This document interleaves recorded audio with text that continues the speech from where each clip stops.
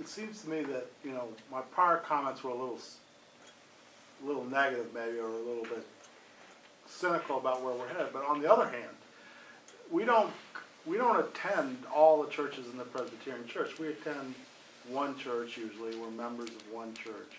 And so, you know, it seems to me that, you know, if it takes going to a different Presbyterian church in another part of town for a young adult or a teenager who's, you know, beginning to discern his identity or her identity, so forth, to feel that she or he is in a congregation that is affirming and supportive, that is victory in and of itself. I mean, that, and that we have enough wiggle room that we can grow congregations that are loving communities and accepting of all.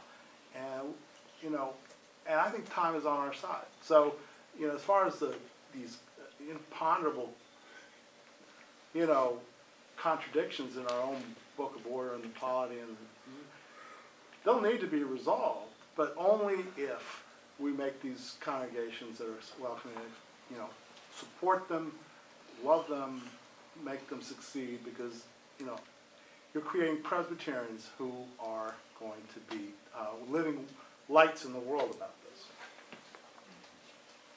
Lynn? In terms of what we do here, well, we have videotaped this. And one of the things that perhaps some of us might want to do is to use this videotape or portions of it in something that we might do in our local congregations or in our presbytery.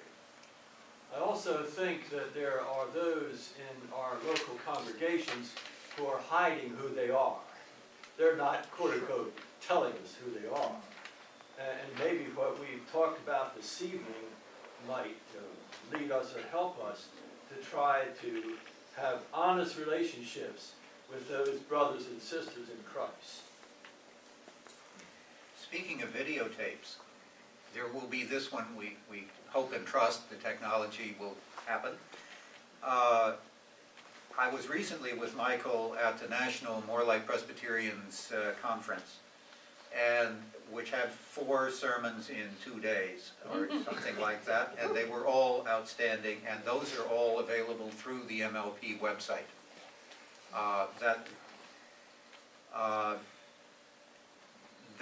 There's a very real resource there. I have a question about civil unions.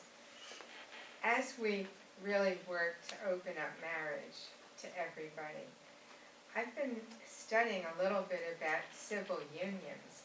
Some states that have civil unions have laws that are almost identical to the laws that apply to marriage, and a civil union is open to everybody, gay and lesbian, heterosexual, transgender, and so I'm wondering if it wouldn't be in our best interest to also pursue in making civil unions more like marriage, legally, not, and being willing to identify those as Christian options for heterosexual couples as well. So we're working in 2 directions at the same time. I mean, marriage doesn't have a very good track record, actually.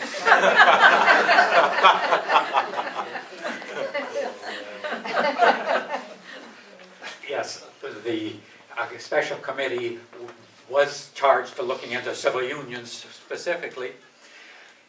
We found that it was very difficult to make any general statement about civil unions because what it provided was very different from state to state. Sometimes it was provided almost the same responsibilities and rights as marriage, and sometimes it was only a few. I think, well, one of the interesting things about civil unions,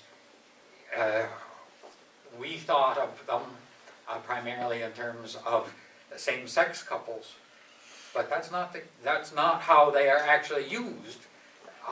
That it turns out that in several European countries where they have had same-sex unions, they find out a lot of heterosexual couples, instead of getting married, have a same-sex union because things are different. You know, it's not quite the same thing, and that difference was important. We also find that it's even in the United States, it's sometimes used between, well,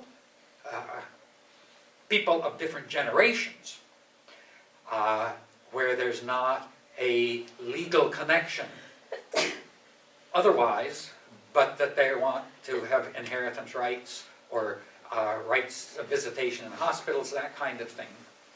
And the best way to do that is to have a civil union. So I agree with you. I think civil unions merit a lot further exploration.